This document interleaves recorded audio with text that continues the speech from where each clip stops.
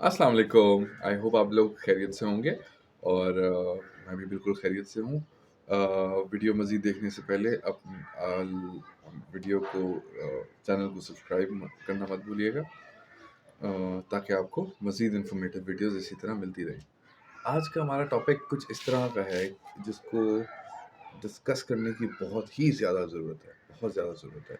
आज के टॉपिक में हम उस डिटेल में जाएंगे कि हमारी आने वाली जनरेशन क्यों they are not able to make peace with the current generation or the generation before that। इसलिए क्योंकि हमने अपने बच्चों के दरमियान और अपने और अपने बच्चों के दरमियान एक कम्युनिकेशन बैरियर इतना ज़्यादा डाल दिया है, चाहे वो खौफ की वजह से हो, चाहे वो रिस्पेक्ट के नाम पे हो, चाहे वो कंट्रोल के नाम पे हो, या चाहे वो फ्यूचरिस्टिक अप्रोच रखने की कि वो बच्चे को इस तरफ नहीं जाने देना, बच्चे को यहाँ पे रोकना है, ओवर प्रोटेक्टिवनेस हो। इस चक्कर में हमने इतने सारे कम्युनिकेशन बैरियर्स क्रिएट कर दिए हैं जिसकी वजह से बच्चा हमसे खुल के बात नहीं कर सकता, खुल के एक्सप्रेस नहीं कर सकता खुद को। हमारे डैड्स हैं, हमारी मॉम्स हैं जो कि अपने उस रवैये को, अपने उस पर्सनैलिटी को मेंटेन करने के लिए इस चीज़ को इग्नोर करते हैं कि बच्चा एक इटसेल्फ इज़ अ बीइंग जो कि खुद सोच सकता है, खुद समझ सकता है, डिफरेंशिएट कर सकता है सही गलत के दरमियान। आपने उसको खाली वो इन्फॉर्मेशन पहुंचानी होती है कि सही क्या है और गलत क्या है, और गलत से क्या नुकसानात होंगे और सही से क्या फ़वाइद होंगे। लेकिन वो जो कम्युनिकेशन है ना, एक हेल्दी कम्युनिकेशन, वो नहीं हो पाता। मिसाल के तौर पे आपका बच्चा आपसे बात करते हुए रिलक्टेंट होता है कि वो नहीं समझेंगे, अम्मा नहीं समझेंगी या अब्बू नहीं समझेंगे।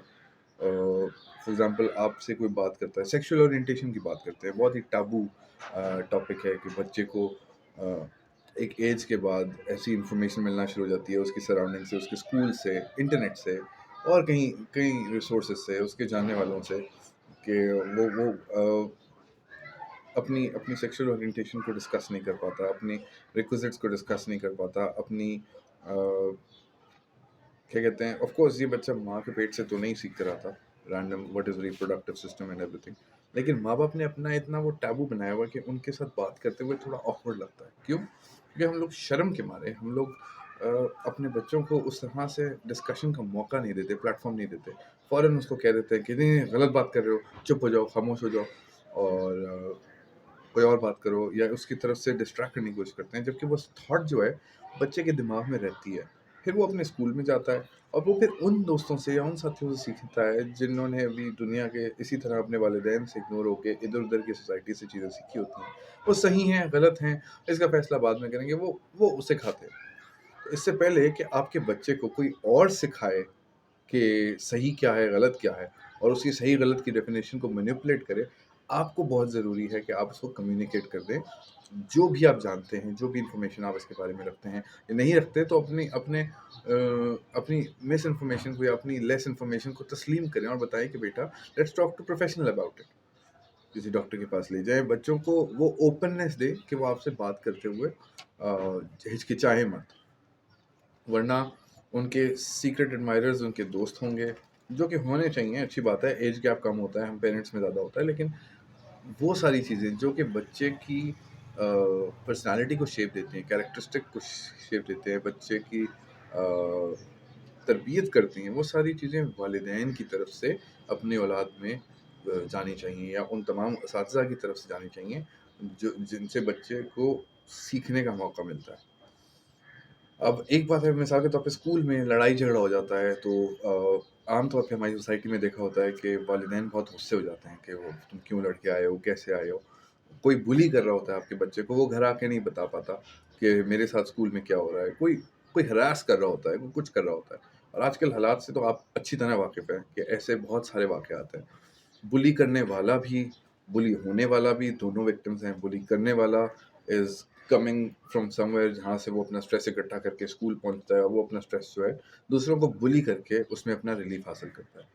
इसी तरह जो बुली होता है वो एक एंटिटी ऐसी होती है जो कि वीक होती है बुली करने वाले से, ऑफ कोर्स, लेकिन वो इतना खौफनाक और इतना डरपोक वाला माहौल उसके लिए पैदा कर दिया जाता है कि वो घर में अपने वालिदैन से یا ان لوگوں سے جو کہ اس سے سب سے زیادہ محبت کرتے ہیں، وہ اپنے بہن بھائی سے ڈسکس کرتے ہوئے گھبراتا ہے یا نہیں کرتا، یا ان کے اوور ریئیکشن سے ڈرتا ہے. مثال کے طور پہ وہ بات شروع کرتا ہے، ایک دم سے اس کو ٹوک دیا جاتا ہے کہ اچھا تو تم نے کیسا کیا. اور اوپن کمیونیکیشن کا مطلب یہ نہیں ہوتا کہ بچے کو سمجھانا شروع کر دیں. اس میں سب سے پہلے بچے کو صحیح غلط کے درمیان فرق بتانا ضروری ہے. اس کے اندر ٹھونسنا ضروری نہیں ہے، اس کو بتانا ضروری ہے. اس کو صحیح کیا ہے، غلط کے کیا نقصانات ہیں، صحیح کے کیا فوائد ہیں، وہ سب بتانا ضروری ہے، سمجھانا ضروری ہے، ہنس کے مسکرا کے. لیکن سمجھانے کے دوران ہمارے پیرنٹس ایک غلطی بہت زیادہ کرتے ہیں. جب بچہ اپنا پوائنٹ آف ویو یا اپنا کوئی انفارمیشن یا اپنی کوئی غلط یا صحیح انفارمیشن ایکسپریس کر رہا ہوتا ہے، اور جو آپ کو فوراً آپ کی انفارمیشن سے کانٹرڈکٹ کرتی ہے، تو آپ لوگ فوراً اس کو ٹوک دیتے ہیں، آپ اسے روک دیتے ہیں، جو کہ بالکل غلط ہے. Do not interfere, listen completely. جب وہ اپنی بات مکمل کر لے تو پھر آپ اس کے ساتھ ڈسکشن میں آگے حصہ لیں. جس طرح آپ چاہتے ہیں کہ آپ کی بات کو آپ کا بچہ پوری طرح سنے اور سمجھے، اسی طرح بچہ بھی ایکسپیکٹ کرتا ہے کہ میری طرف سے جو کمیونیکیشن ہو رہی ہے اس کو بھی میرے والدین یا میرے اساتذہ سنیں، سمجھیں، اور پھر مجھے بتائیں کہ اس کا کیا سلوشن ہے. ہم عام طور پہ فوراً وہ اگر کوئی ایسی بات کرتا ہے، مثال کے طور پہ کوئی غلط بات کرتا ہے بچہ آپ کا، بچہ کہتا ہے کہ میرا جی چاہتا ہے کہ میں کیا کہتے ہیں کسی کی کتابیں چرا لوں یا کسی کو نقصان پہنچاؤں، تو ہم فوراً سے پہلے اسے وہیں پہ ٹوک کے اس کو ڈانٹ دیتے ہیں، اس کو وہیں پہ روک دیتے ہیں. ٹھیک ہے، مار پیٹ ضروری ہے، ایک خاص مواقع پر ضروری ہے، لیکن جب فرسٹ ٹائم آپ سے کمیونیکیشن کر رہا ہے بچہ، اس کو وہاں پہ روکے مت، اس کی بات سنیں کہ بھائی، اور جاننے کی کوشش کریں وہ تم یہ کرنا کیوں چاہتے ہو، تمہیں اس میں کیوں فیسنیشن ملتی ہے، تمہیں کیوں اس میں کوئی ایک سینس آف اچیومنٹ لگ رہی ہے کہ دوسرے کو تکلیف کر کے تمہارا کوئی فائدہ ہونے والا ہے.